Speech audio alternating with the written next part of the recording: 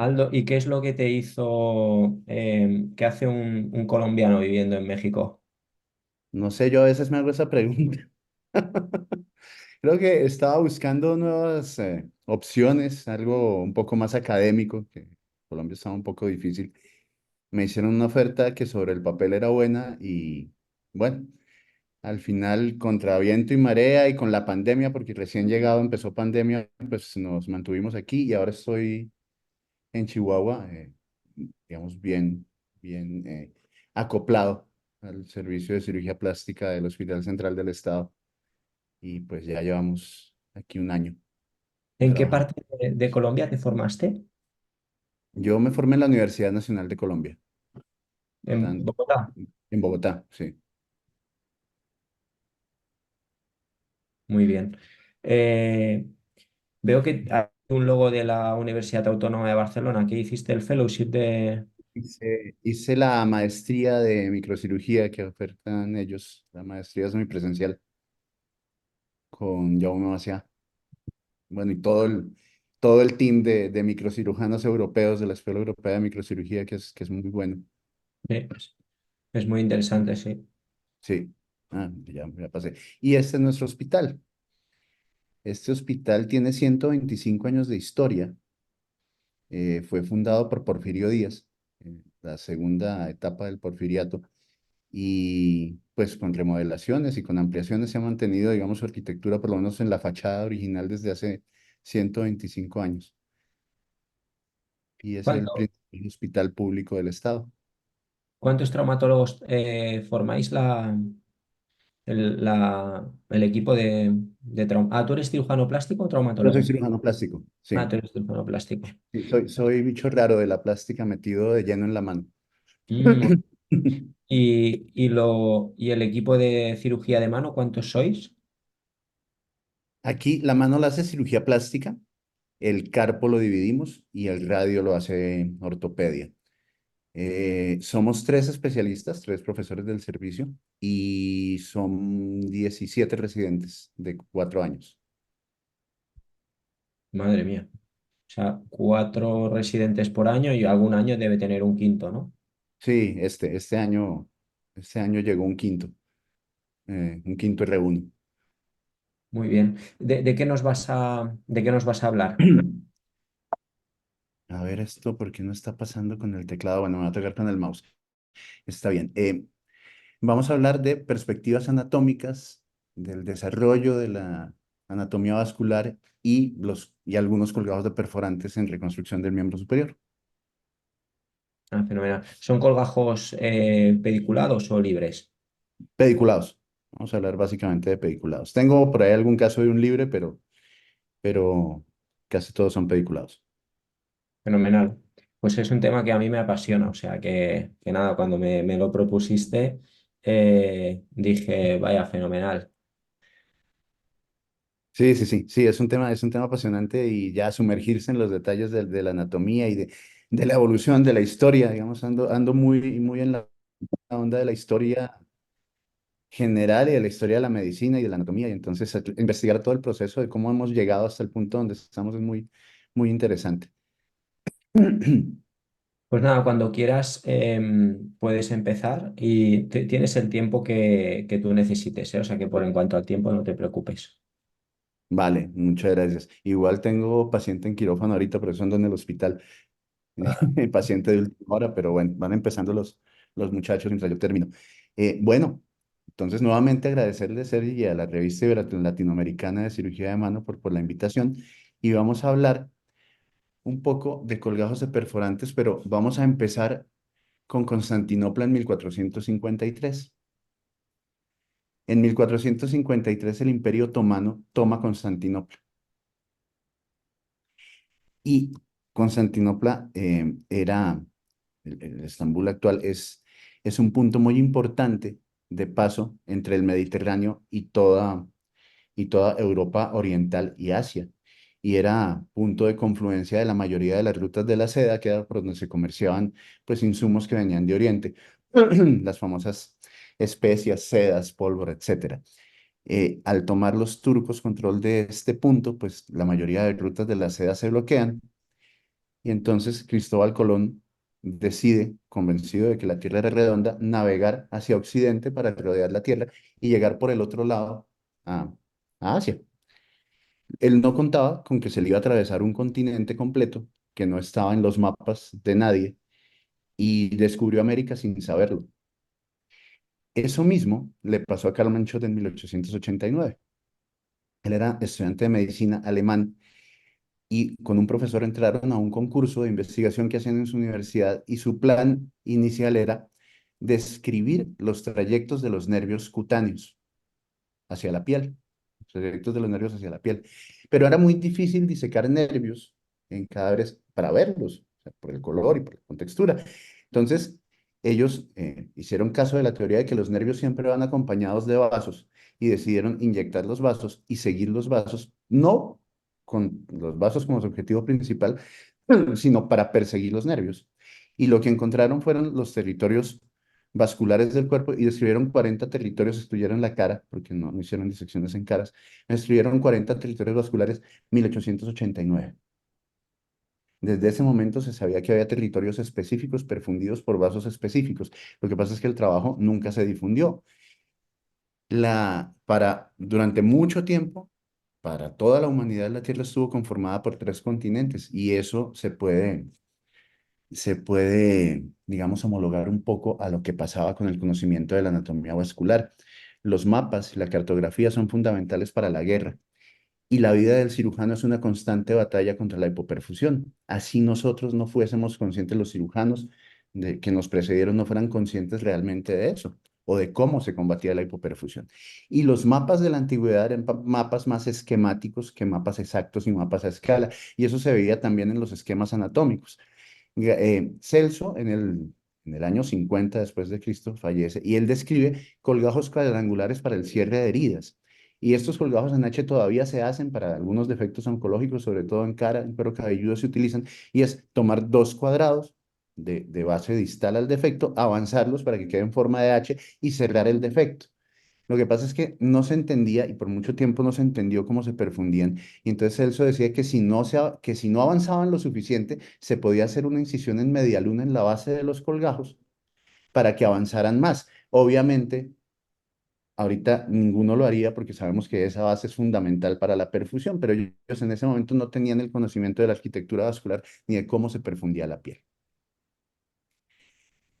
En la Edad Media, la escolástica hizo que el conocimiento médico se alejara de la praxis quirúrgica y casi todo era con referencia bíblica y estamos hablando de los mapas y de la navegación. Y este mapa, que es uno de los más importantes de la Edad Media, el globo de Hereford, tiene muchos puntos de referencia bíblicos, incluso ciudades que solamente aparecen en la Biblia, como Babel, el sitio donde aparentemente se construyó el Arca de Noé, y ciudades importantes para la religión católica.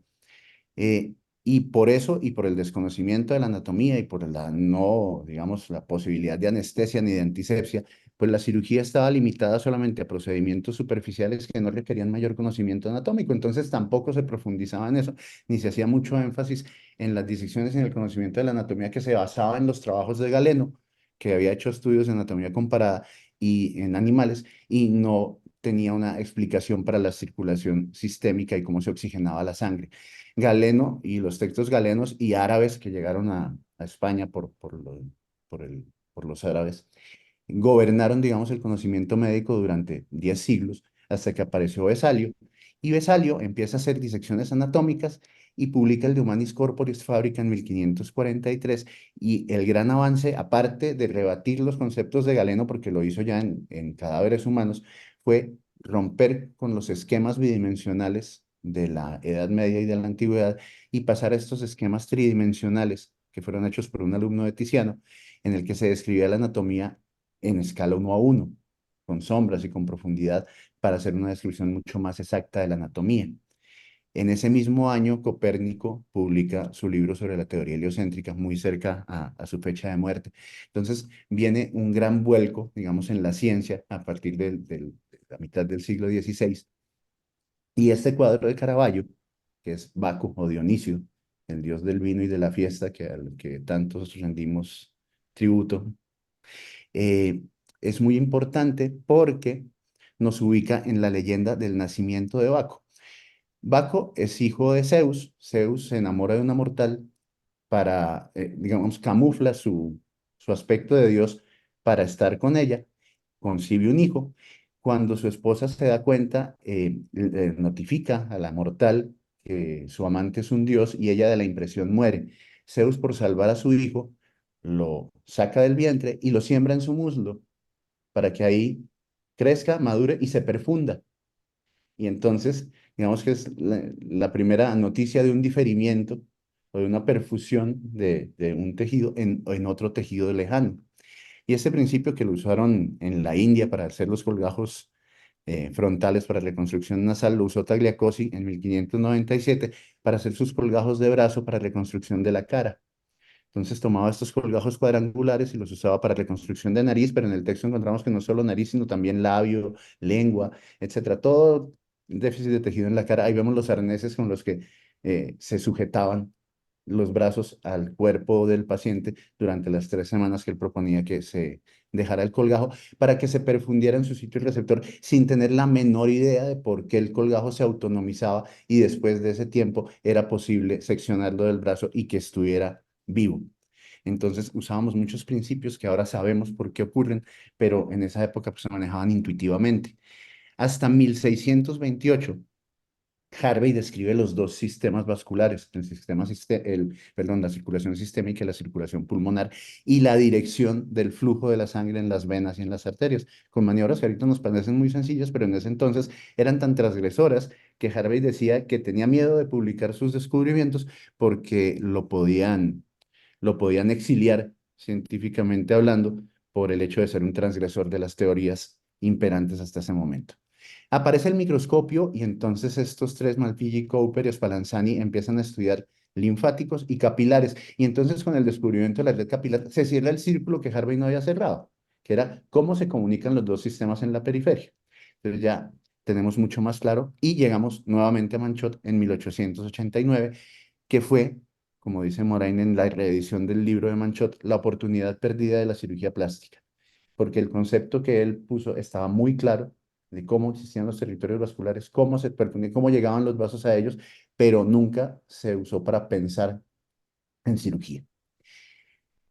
Y la cirugía reconstructiva se dispara, valga el término, en la Primera Guerra Mundial, y aparecen estos dos personajes, Gillies e Iliatov, que empiezan a hacer colgajos pediculados. Iliatov los publicó un par de años antes, pero el más famoso es Gillies, y empiezan a hacer colgajos pediculados para llevar tejido sano, digamos, por etapas de una parte a otra, porque no teníamos cómo transferirlo directamente, ni estaba claro cómo se podrían hacer colgajos de vecindad de ese tamaño.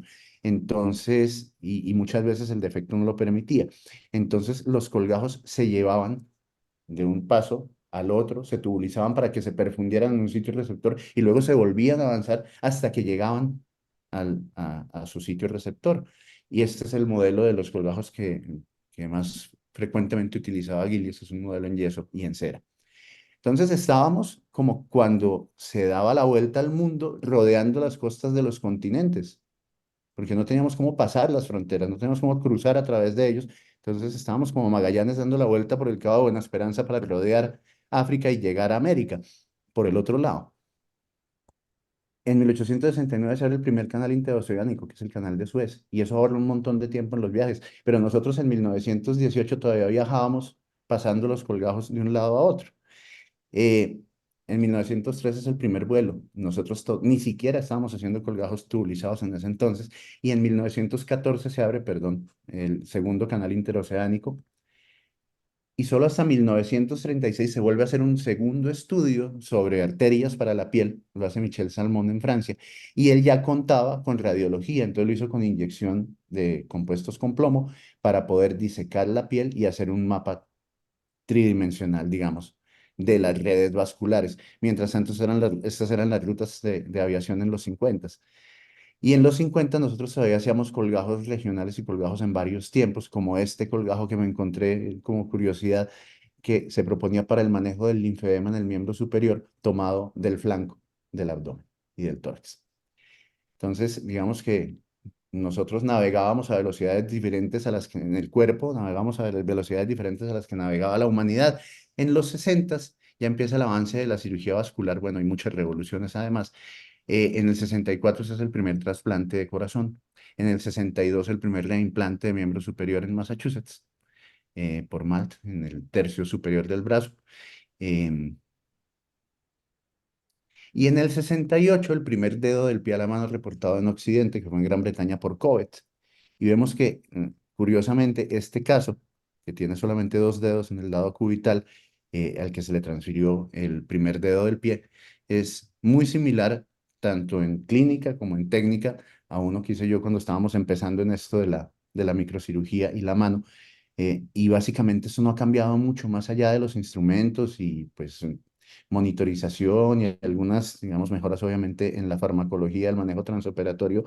Quirúrgicamente pues es muy similar lo que hacemos nosotros a lo que empezaron haciendo los pioneros en microcirugía, eh, con resultados pues la mayoría de las veces, no siempre, pero la mayoría de las veces muy satisfactorios para paciente y cirujano. Em, Este primer dedo del pie a la mano fue en el 68. En el 69 se supone que el hombre llegó a la luna. Entonces nosotros operábamos con pinzas de relojero, con pinzas de joyero adaptadas, porque todavía no había instrumental diseñado específicamente para microcirugía. Y se supone que ya había naves llegando a la luna y hombres caminando en la luna. En el 70 aparece el colgajo radial.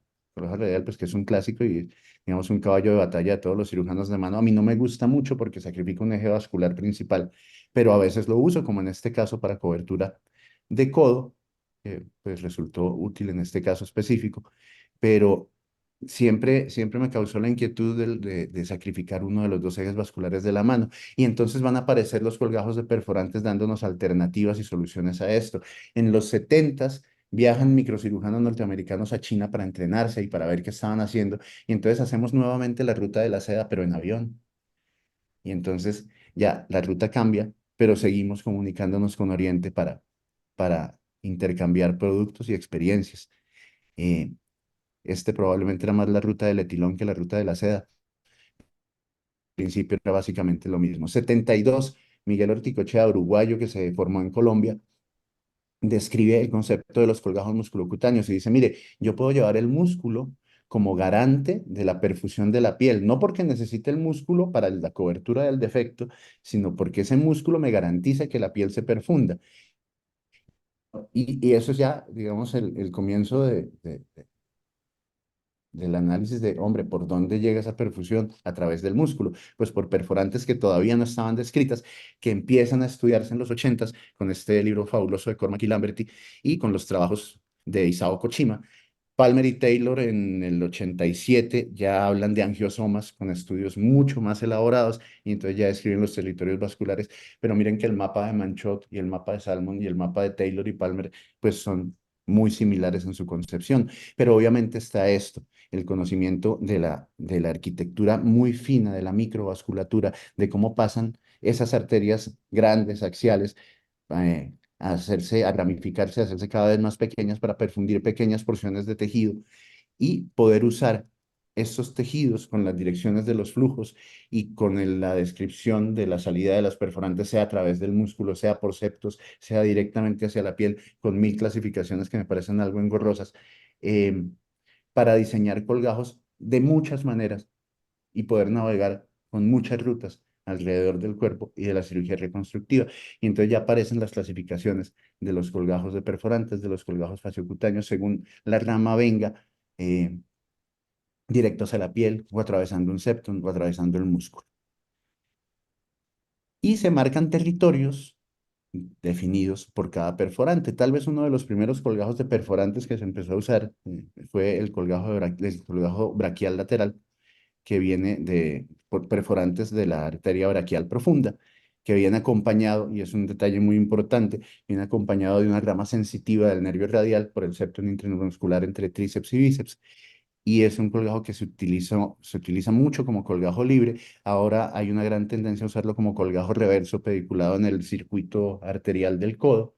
Y este, pues, es un caso de una paciente que tuvo un trauma por aplastamiento y quemadura con una máquina de sellar plásticos que una colega le hizo un colgajo radial para hacer toda la cobertura del dorso, pero faltaba la comisura y ya no teníamos, digamos, colgajos regionales, ninguna opción para, para ampliar esa comisura. Entonces hicimos la ampliación de la comisura y tomamos un colgajo braquial lateral para ampliar la comisura, conectarlo y darle sensibilidad haciendo una neurografía término-lateral a la rama sensitiva del radial, que creo que ahí no se ve muy bien, pero bueno.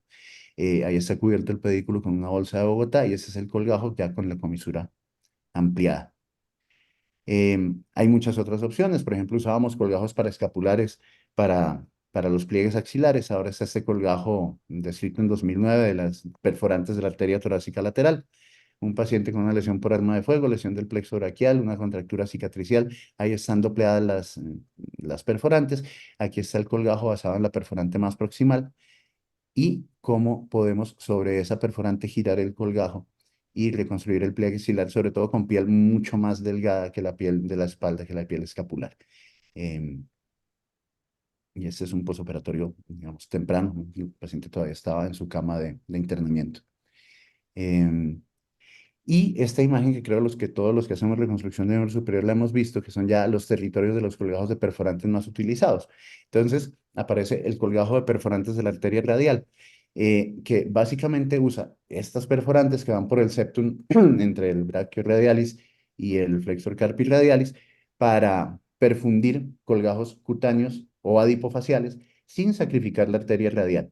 Y vemos cómo están los dos clústeres de perforantes ubicados, uno muy cerca al estiloides y uno mucho más cerca al codo, que es donde más concentración de perforantes hay, y cómo basados en ellos podemos diseñar colgajos que pueden ser muy útiles y sobre todo no tienen la desventaja de sacrificar la arteria radial. El problema de estos colgajos es que tienen digamos, un perforasoma, un territorio vascular limitado, que llega más o menos a la unión del tercio medio con el tercio proximal del antebrazo.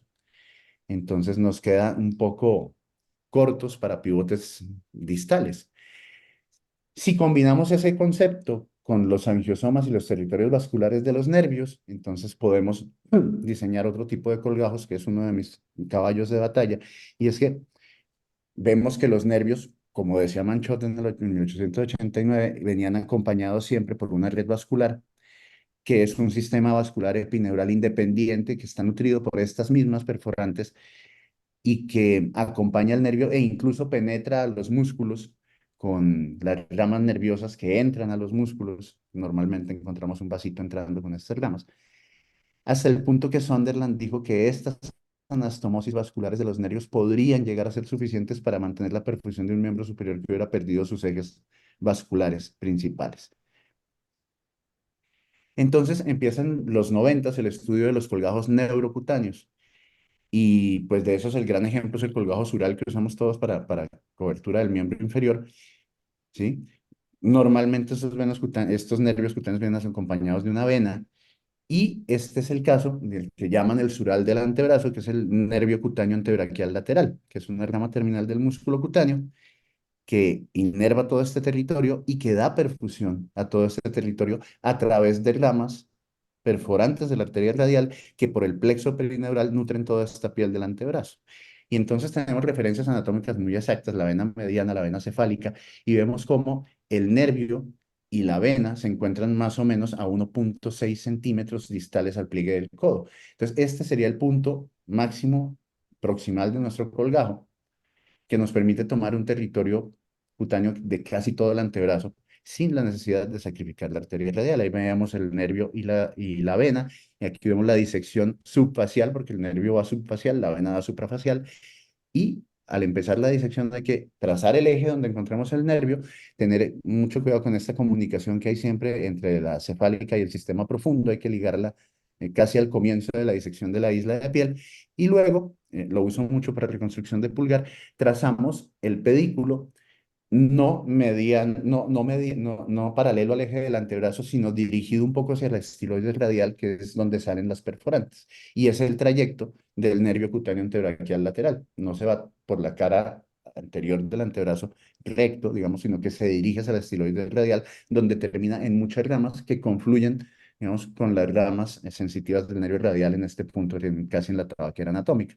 La vena también se dirige hacia allá, se hacen un poco divergentes ya en el punto de pivote, pero el trayecto es similar. Entonces, ese es digamos, el truco para marcar este colgajo, es dirigir el eje un poco hacia el esteroide radial y no dejarnos llevar por la línea media. O sea, aquí está disecado el pedículo hipofacial con la isla de piel. Trato de marcar el punto de pivote por lo menos a 6 centímetros de la estiloides. Si puedo dejar un punto de pivote un poco más proximal, pues mucho mejor, tengo el chance de incluir más perforantes. Nunca vemos las perforantes que nutren el colgajo, evidentemente, solamente vemos las que seccionamos en el camino de la disección, que la verdad, pues no son muchas y el plano de disección subfacial es muy amigable. Y aquí está el colgajo pivoteado para cubrir ese defecto del pulgar que era secundario a una infección por mordedura canina. Nunca tunelizo los colgajos. Creo que es bueno para los vasos del colgajo y para las coronarias del cirujano, porque los pedículos y los túneles siempre se dematizan, se comprimen, puede haber algún hematoma y eso lleva a la necrosis del colgajo. Entonces nunca los tunelizo. Y simplemente ese pedículo lo dejamos expuesto 2 a 3 semanas y lo liberamos en los dos puntos con la anestesia local y pues ya no deja mayor secuela. Aquí está el pulgar completamente cubierto y esta es una foto después en el procedimiento de liberación del pedículo y vemos cómo ya pues ha quedado el pulgar cubierto y el pedículo que se veía extraño ahí exteriorizado pues ya no va más. Em, También hay de territorio de la arteria cubital, evidentemente, y las perforantes de la cubital me parecen fantásticas porque primero tienen una disección muy fácil porque su relación es con el flexor carpi ulnaris, entonces van o hacia la piel palmar, eh, por el lado del flexor carpi ulnaris, o dorsales al flexor carpi ulnaris hacia la piel dorsal. Entonces son muy fáciles de identificar con relación al músculo, son gruesas, tienen un muy buen flujo y es fácil llegar hasta su punto de origen para disecarlas y poder hacer los colgajos en propeller sin que haya adherencias de tejido conectivo que de pronto le den twist al pedículo y lo comprometan un poco. Este caso es de una paciente que tuvo una fractura abierta de cúbito que se manejó por traumatología. Manejo cerrado, manejo conservador, la redujeron, la lavaron y la dejaron así y luego empezó a presentar síntomas de pérdida completa de la función motora y sensitiva del nervio cubital, al punto que pensamos que el cubital estaba seccionado. Los estudios de electromiografía y neuroconducción mostraban una conducción muy baja por el nervio y no nos reportaban si había o no potenciales de unidad motora. Entonces no teníamos certeza de si el nervio estaba en continuidad o no. Cuando exploramos el foco, encontramos que la fractura estaba pegada, pero que había gran fibrosis entre el foco de fractura y el nervio. El nervio estaba muy comprimido a esta altura. Entonces, lo que hicimos fue hacer la neurolisis y eh, buscar una perforante que nos nutriera un colgajo adipofacial para envolver el nervio y aislarlo del foco cicatricial. Entonces, aquí está la rama dorsal del nervio cubital, aquí está el nervio cubital, su rama dorsal, y esa rama dorsal siempre va acompañada por una perforante muy constante y muy confiable de la arteria cubital que va oblicua también hacia el dorso en el mismo trayecto de la rama dorsal del nervio cubital. Y aquí la vemos esquematizada en la disección. Entonces, miren, aquí se ve la perforante y el punto de origen en la arteria cubital pasando por encima del nervio principal y al lado de la rama dorsal del nervio cubital. Y tomamos todo ese tejido que estaba alrededor de esta rama dorsal de la arteria cubital, lo separamos del nervio, tomamos todo ese tejido adipofacial, pediculado en su perforante, y lo llevamos hacia el foco de fractura para envolver el nervio y darle una cobertura que no solamente lo aísle del tejido cicatricial, sino que además mejore la perfusión del nervio en ese segmento que estaba hipoperfundido. Entonces, es una estrategia que utilizo mucho cuando hacemos revisiones de nervios, bien sea por trauma o por síndromes compresivos. Siempre encuentro alguna perforante que perfunda la grasita y la fascia alrededor del nervio y pues aquí ya estamos envolviendo el nervio para, para aislarlo del foco. Y pues, evidentemente, esto ya eso lo descubrieron hace mucho tiempo y esta relación del colgajo, digamos, de la arteria dorsal cubital con la rama dorsal del nervio cubital da la posibilidad de disecar este gran colgajo del dorso basado en esta rama. ¿sí? Y es muy útil para defectos de la muñeca, del carpo y del dorso de la muñeca. Este rápidamente es un caso por metralla, por explosión, con múltiples esquilas de metal, tuvo un gran defecto de cobertura que se manejó en otra institución. Decidimos reconstruir los extensores y ahí está marcada con asterisco esta rama de la arteria cubital. Los extensores pues pusimos, resecamos la fibrosis, pusimos unos espaciadores de silicona y encontramos la rama perforante que está marcada con la liga azul. Ahí se ve la perforante cómo se dirige hacia el dorso y paramos la disección en el momento en que el colgajo, digamos, era suficiente sin tensión para cubrir los espaciadores de tendón. Deja un área cruenta, obviamente proximal, pero que ya no tiene relación con nuestros espaciadores de tendón. Aquí está el cierre. Uso mucho la bolsa de Bogotá para estas áreas cruentas y para cubrir los pedículos sin tensión. En este caso no era para el pedículo, sino para el área cruenta. Y ese es el resultado tardío con un colgajo, digamos, muy seguro y que nos cubrió adecuadamente los espaciadores de extensor. Y incluso estos casos que uno diría, madre mía, pues requieren una reconstrucción microquirúrgica. En la institución donde estábamos no había acceso a, a hacer colgajos libres. Fue un proyectil de escopeta, tenía esos dos defectos dorsal y palmar. Entonces, después de amputar el índice, pues que evidentemente estaba necrótico, dijimos, bueno, ¿con qué vamos a cubrir esto? Y no queríamos hacerlo con colgajos abdominales o de tórax o inguinales. Y además no nos daba para los dos defectos. Entonces combinamos las dos técnicas. Tomamos un colgajo neurocutáneo antebraquial lateral enorme. Si ustedes ven, tiene dimensiones más grandes que un colgajo radial, casi. Ahí se ve el nervio radial, ahí se ve el brachioradialis y se ven del, las perforantes radiales entrando al pedículo del colgajo. Lo giramos, lo diferimos, porque las dimensiones eran enormes, entonces lo diferimos. Disecamos un colgajo de perforantes de la cubital también lo diferimos.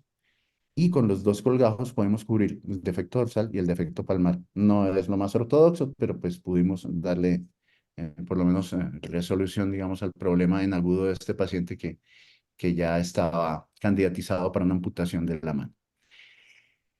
Y siguió el estudio de las perforantes y entonces ahora nos metimos con las perforantes de los dedos que son mucho más pequeñas, mucho más finas, difíciles, digamos, de manejar, pero que han servido, por ejemplo, para el colgajo de cuava, que lo usamos todos desde hace mucho tiempo, y para diseños un poco más refinados como este paciente de un defecto en la cara radial del pulgar, con defecto del nervio colateral. Hicimos un colgajo de Mosquela que está basado en la perfusión independiente que tiene el dorso del pulgar por las arterias que van por el periósteo del primer metacarpiano. Y aquí giramos el colgajo y este es el resultado de los 2 meses posoperatorio.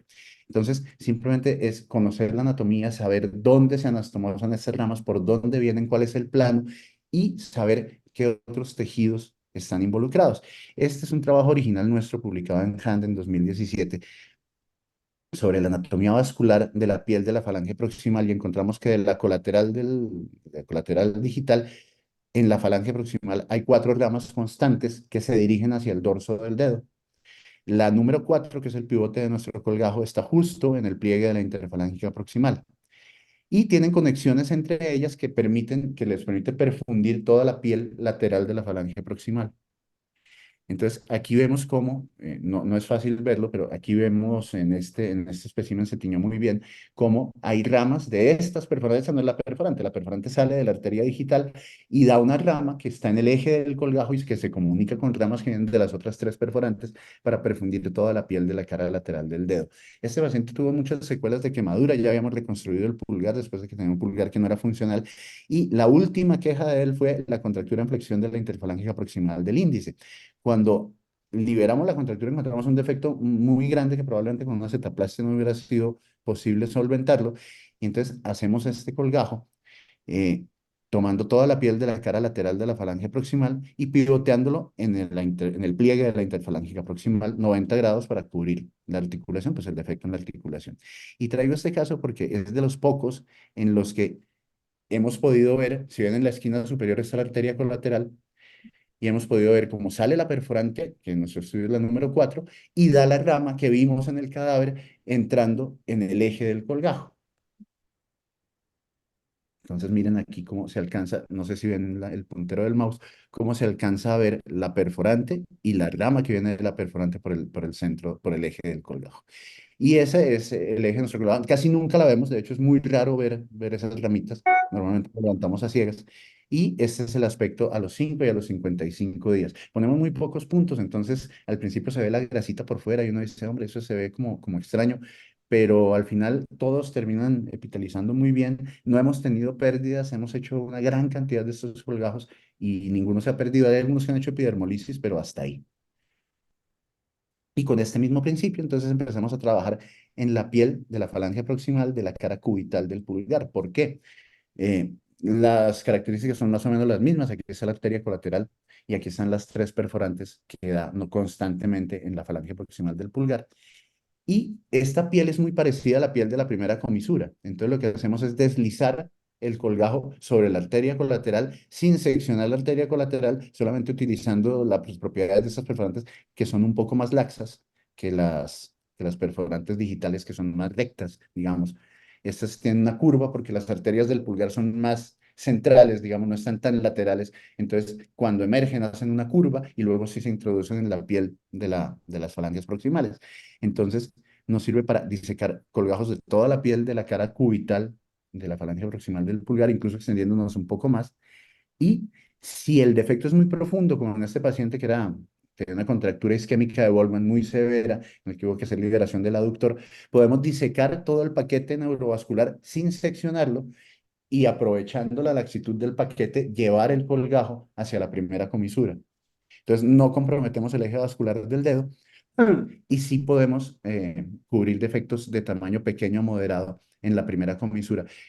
Tenemos más o menos 12 casos de este colgajo y todos con muy buenos resultados. La porción distal que queda después de deslizar el colgajo hacia proximal, que queda cruenta, ponemos una estampillita de piel que normalmente no es de más de 5 por 5 milímetros en el caso más grande, digamos.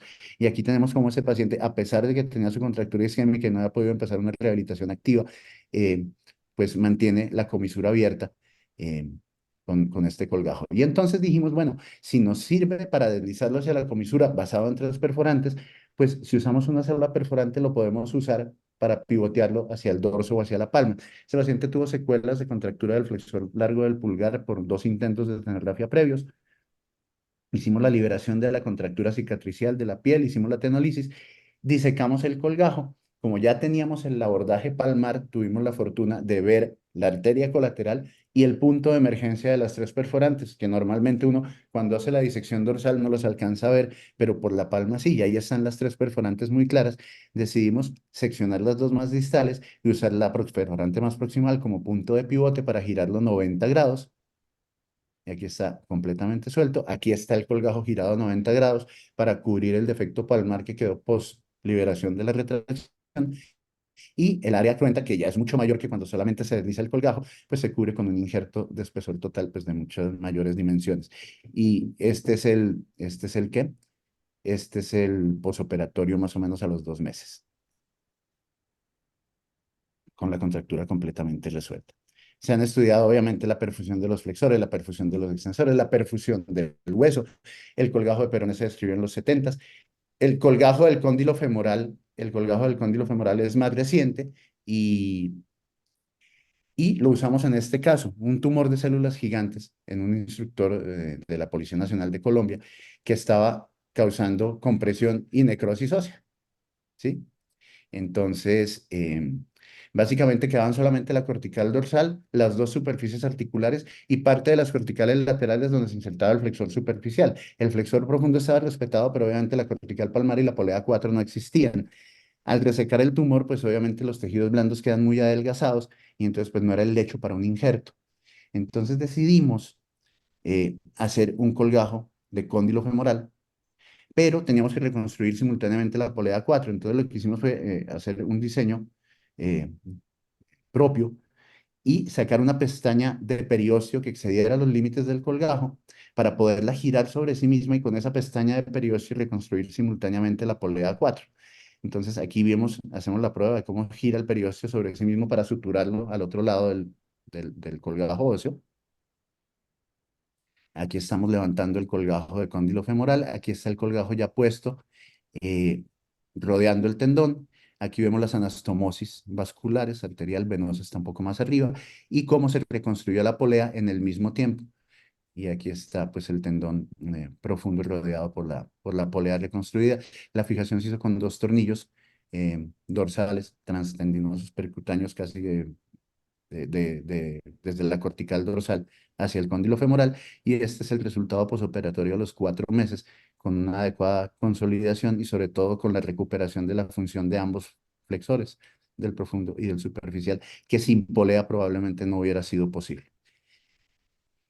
Y esto, pues, el conocimiento de las perforantes nos permite hacer las construcciones tridimensionales, llevar elementos anatómicos que se necesitan y no solamente tejidos que se necesitan, sino más importante que eso en algo que llamamos la reconstrucción tridimensional, las interfaces entre tejidos, las interfaces, sobre todo de deslizamiento de tendones. Este es un caso que se veía sencillo, era una fractura transversa de una falange proximal. La osteosíntesis la hicieron en otra institución, pero quedó una brecha. Entonces el material se fatiga por la brecha y la placa empieza a ulcerar piel, tendón y compromete la vascularidad del hueso. Entonces teníamos este escenario y uno hubiera pensado, bueno, un colgajo cruzado o un colgajo para el dorso del dedo, un injerto de tendón, un injerto de hueso, pero era un hueso mal vascularizado de por sí, que se veía con muy mala, de muy mal aspecto. Y teníamos además dos tejidos que iban a ser injertos con un colgajo que probablemente no los iba a perfundir adecuadamente. Y vemos el mal aspecto que tenía el tejido y toda la zona. Entonces decidimos hacer un colgajo quimérico basado en la primera y segunda metacarpianas dorsales.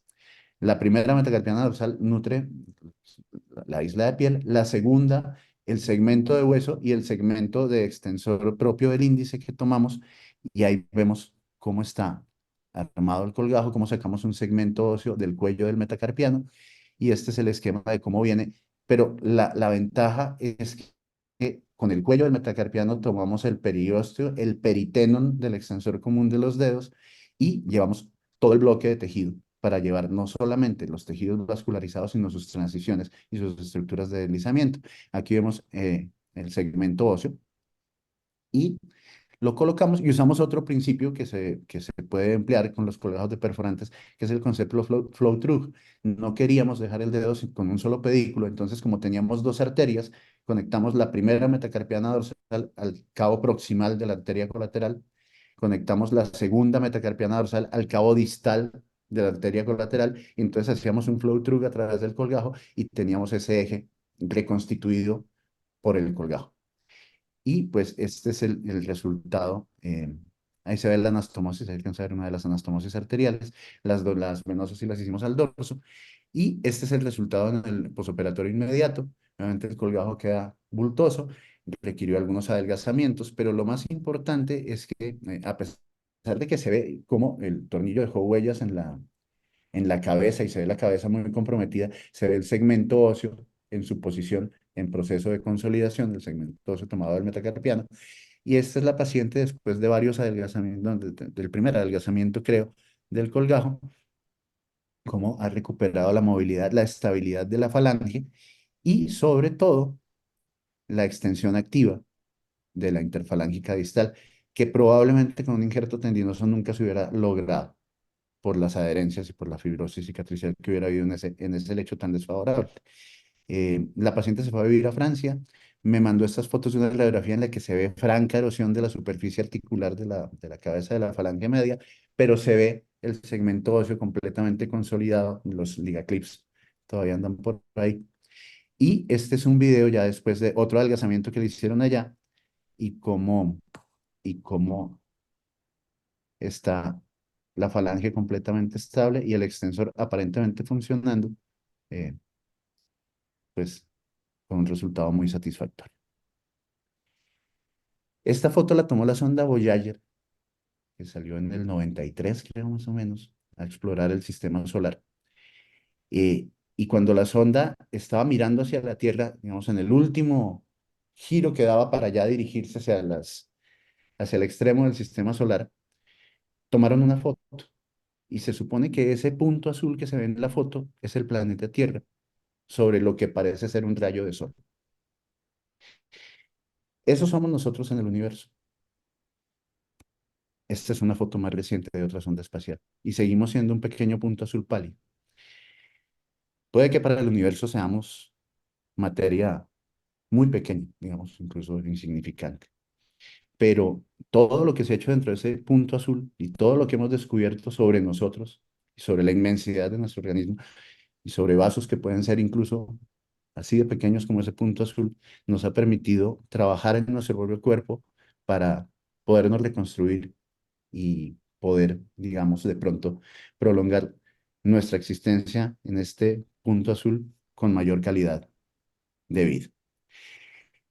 Dos invitaciones antes de cerrar. Tenemos el Congreso de la Asociación Mexicana de Cirugía de Mano en Cancún del 25 al 28 de septiembre, todos invitados, un gran cartel de conferencistas nacionales e internacionales y además Cancún. Entonces, no se lo pierdan, que va a estar muy bueno por los dos atractivos, lo científico y lo vacacional, lo lúdico. Y tenemos un curso práctico en cadáver de colgajos de mano y antebrazo, en la segunda edición de que hace la Asociación Mexicana de Cirugía de Mano, el 3 y 4 de septiembre en Ciudad de México. Todas las prácticas sobre el componente anatómico con las técnicas de inyección que vimos en los trabajos que les mostré para poder hacer una disección adecuada de perforantes. Hacemos muchos colgajos de perforantes, además de los colgajos axiales clásicos, y es un curso que se disfruta y se aprovecha mucho. Aquí está la publicidad nueva. Y pues eso era todo lo que quería compartirles hoy. Muchas gracias a todos. Muchas gracias, Sergio. Súper interesante, Aldo. No sé cómo vas de tiempo para si la gente tiene alguna pregunta que la pueda dejar en el chat. Sí, sin problema, sin problema. Desde que abajo todo vaya bien, sin problema. Explícame, porque yo no lo sé, qué es la bolsa que has enseñado, la bolsa de, ¿cómo has dicho? De La Bogotá. bolsa, la bolsa de Bogotá fue una creación de un cirujano, digamos, profesor de todos en la Universidad Nacional. Cuando estaba de residente, tenía un paciente con el abdomen abierto, las vísceras se estaban desecando y no encontraban cómo hacer para que las vísceras no se desecaran. Entonces él cortó una bolsa de líquidos endovenosos, la puso sobre el abdomen y la suturó para que las vísceras no perdieran humedad. Y funcionó muy bien. Entonces, desde ahí se usa la bolsa de Bogotá, se usa mucho. Bueno, ya apareció el back, y entonces ya con el back, pues la bolsa de Bogotá ya suena muy artesanal, pero funciona muy bien porque crea una cámara húmeda, no deja escapar el vapor de agua. De hecho, uno la pone, la sutura inmediatamente se empaña y mantiene la humedad en el tejido sin permitir que se deseque. Es un método muy fácil, muy fiable, muy barato además, porque es con cualquier bolsa. Incluso lo hacemos a veces con apósitos de Opside o Tegaderm, y yo lo uso mucho para cubrir pedículos porque vivo con el gran temor de que los pedículos se compriman, sea por colgajos tensos, sea por edema postoperatorio, sea por hematomas. Entonces los cubrimos usualmente con esas porciones de plástico y los podemos incluso vigilar directamente durante 2, 3 días hasta que obviamente la zona se empieza a granular y ya no nos la hace visible. Y ya cuando está granulada, pues ya lo podemos retirar, pero es un método muy sencillo para conservar la humedad y para evitar que se desequen estructuras importantes, incluso vasos, nervios, eh, temporalmente. Lo usamos mucho Pero, y nos ha dado muy buenos resultados. pero está comercializada o la haces tú No, eh, es handmade? artesanal. Ah, Sí, sí. Y entonces, sí. por ejemplo, con la bolsa de líquidos de perfusión, ¿eso lo esterilizas? Sí, sí, normalmente, casi siempre nuestras víctimas son los urólogos, porque tienen sus bolsas grandes para hacer lavados quirúrgicos estériles. Entonces, pásame una de las bolsas de urología, usamos el líquido para lavar lo que haya que lavar y el plástico para cortarlo a medida y suturarlo sobre el área frontal. Bueno, muy buena información. Y entonces, ¿necesita algún tipo de recambio o puedes mantenerlo hasta que necesitas, hasta que ya puedes cortar el pedículo?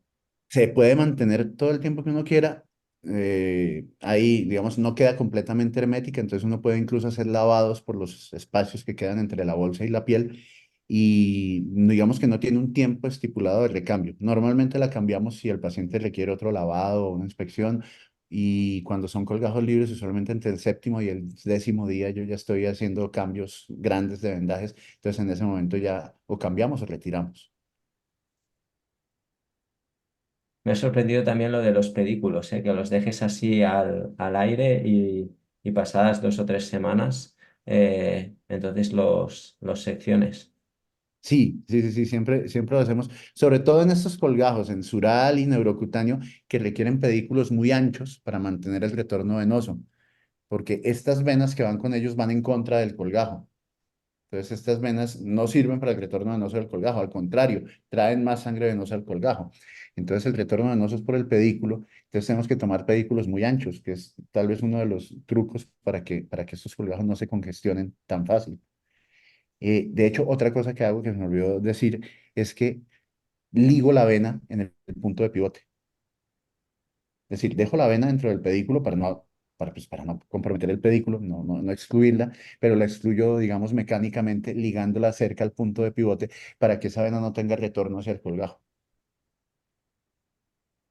Muy interesante. Y, por ejemplo, con los colgajos, con un colgajo sural, eh, yo al principio los hacía así como tú lo has enseñado, pero hace tiempo que ahora los levanto fasciograsos, sin piel. Ujú. En vez de tener que girarlo y luego volverlo a girar, lo giro y lo injerto. Entonces injerto esa piel para girarlo 2 veces, que no abulte tanto y estéticamente quede un poquito más bonito, dentro de que suelen quedar abultados y demás. Em, y a veces lo que hago, por ejemplo, con los surales, que siempre pues, sufres con la congestión y demás, es hacer una anastomosis venosa de descarga, ¿no? En el punto donde haces el insetting. Sí, sí, sí, sí. Sí, no, eso de darle solamente una vuelta es muy útil porque además no tuerce el pedículo. Entonces no compromete ni el dren, o sea, porque al girar la piel, lo que usted dice, se tuerce 2 veces el pedículo. Entonces se compromete sobre todo el drenaje venoso y por eso es que esos colgados se congestionan tanto. ¿Cómo se llama el colgajo del antebrazo? Que no lo había visto. El colgajo que es como el colgajo sural, pero en el antebrazo. Es el colgado neurocutáneo antebraquial lateral. Ese lo describió el doctor Bertelli, Jaime Bertelli, como en el 92 más o menos. Y por ejemplo, colgajos interóseos y demás. O sea, por ejemplo, ¿el colgajo interóseo te gusta? Sí, hago interóseo posterior, pero me gusta más el neurocutáneo. Entonces, hago más neurocutáneo que interóseo, pero sí hago interóseo cuando se requiere o cuando es, digamos, más fácil por territorio de piel o alguna cosa, sí, sí hacemos interóseo posterior. No lo mostré porque estaba mostrando pues otros menos Claro, comunes. otro Sí. diseño de colgajos. Y has comentado que la disección es infrafascial, no suprafascial. Sí. No, el nervio va subfacial. El nervio va subfacial. Entonces uno encuentra la vena encima de la fascia, abre un poquito la fascia y debajo de la vena encuentra el nervio. Entonces tengo que pasar por debajo de la fascia para llevar el nervio con el colgajo. Y es Y, un y- plano muy seguro. sí, y toda la zona donante al ser infrafascial, que es el problema de los colgajos radiales, ¿no? Que luego la zona donante queda horrible y siempre pues genera adherencias y demás. No, la zona donante no, las secuelas no son importantes. Son, como se dice, más o menos las mismas que cuando no toma un colgajo radial. Entonces, si la isla es muy grande, evidentemente vamos a necesitar injerto y esa zona injertada, pues, no queda muy bonita. Eh, Cuando disecamos el pedículo adipofacial, lo que yo hago es desepitelizar el pedículo. Entonces, desepitelizo el pedículo en zigzag, llevo el colgajo y luego reposiciono esos segmentos desepitelizados como si fueran injerto y a eso sí normalmente les va muy bien, porque son la piel, digamos, original del sitio y no tienen ningún defecto adicional. Se pueden reposicionar inmediatamente. Pero si la zona es más ancha de unos 5,5 centímetros, que ya no se puede hacer cierre primario, Sí, hay que injertarlo y el injerto pues no es estéticamente muy bueno el resultado usualmente. Pero pues es lo mismo que un colgajo radial con la ventaja de que no tocamos la arteria. Claro, claro, el vaso principal.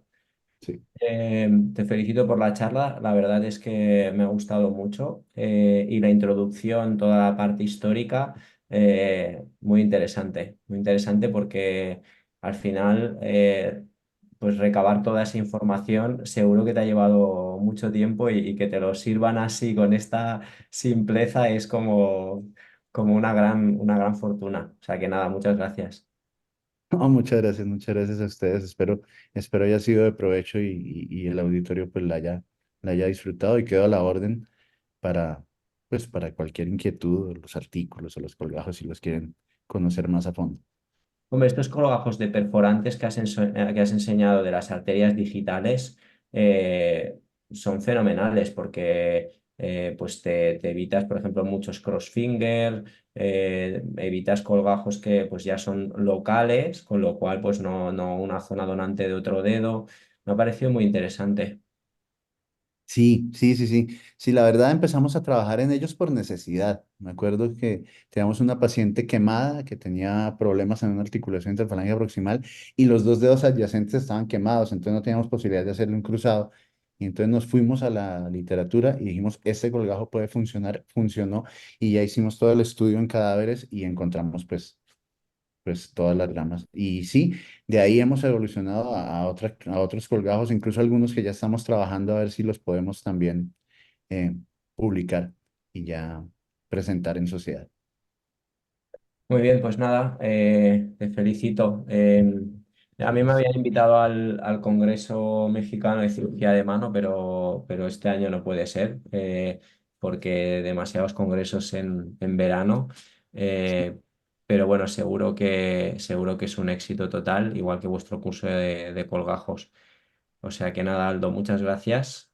Y nada, no hay más preguntas en el chat, o sea que bueno, si quieres lo dejamos aquí. No, está perfecto. Bueno, Muy Sergio, bien. muchísimas gracias, un gusto, un honor la invitación y esperamos seguir en contacto. Un abrazo, cuídate. Gracias.